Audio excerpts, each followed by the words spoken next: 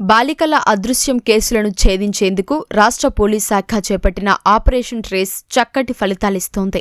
ఈ కార్యక్రమంలో భాగంగా నెల రోజుల్లో 670 కేసులను పోలీసులు ఛేదించగలిగారు. తప్పిపోయిన, అపహరణకు గురైన బాలికల ఆచూకీ కనిపెట్టి వారి కుటుంబ సభ్యుల చెంతకు చేర్చారు. జూలై 31 నాటికి ఈ తరహా 1065 కేసులు పెండింగ్లో ఉన్నట్లు డీజీపీ హరీష్ కుమార్ గుప్తా గుర్తించారు. వారి ఆచూకీ కనిపెట్టేందుకు ఆగస్టు నెలంతా ఆపరేషన్ ట్రేస్ పేరిట స్పెషల్ డ్రైవ్ చేపట్టారు. ఇంకా 395 కేసులు ఛేదించాల్సినవి ఉన్నాయి. జిల్లా, సబ్ డివిజన్ల స్థాయిలో ప్రత్యేక టాస్క్ ఫోర్సులు ఏర్పాటు చేసి పెండింగ్ లో ఉన్న బాలికల అదృశ్యం కేసుల వివరాలు సేకరించారు. కాల్ డీటెయిల్ రికార్డుల విశ్లేషణ, వారి కుటుంబ సభ్యులు, స్నేహితులను లోతుగా విచారించి వివరాలు సేకరించడం, సీసీటీవీ దృశ్యాల విశ్లేషణ, షెల్టర్ హోమ్స్ లో తనిఖీలు, సామాజిక మాధ్యమ ఖాతాల విశ్లేషణ ద్వారా కొందరి ఆచూకీ కనిపెట్టారు. వారిని పట్టుకుని కుటుంబ సభ్యుల వద్దకు చేర్చారు.